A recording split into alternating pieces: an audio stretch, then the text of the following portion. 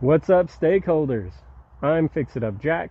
I'm here on behalf of Chris and AC and the Stakeholder Prepping Podcast. Today, we're going to demonstrate some alternative fire starting methods. Let's check it out.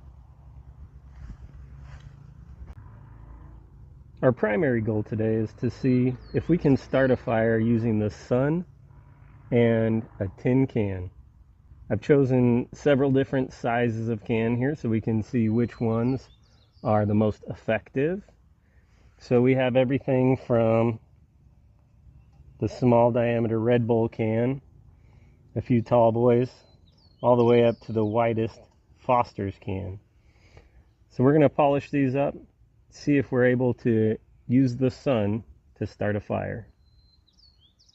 Once you've found a can, the most important part of this project is going to be polishing it to that mirror finish.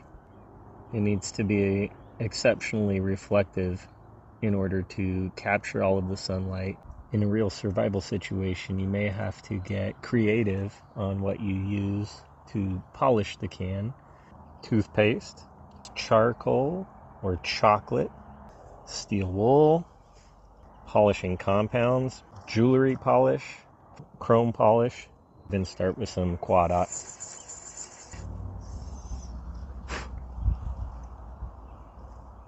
Next up, I'll work in some toothpaste. You can feel the grittiness there. There's definitely some abrasive action happening there. And it smells really nice too. Follow up with some chrome polish.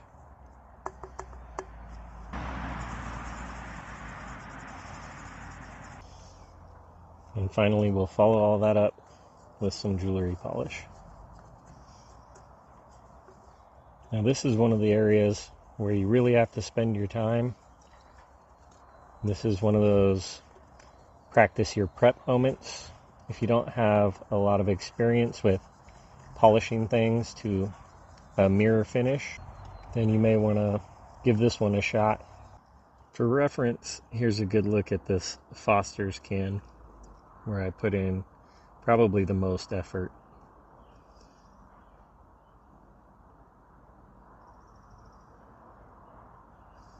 The more time you spend on this step, the better chances you'll have at successfully starting a fire with your tin can.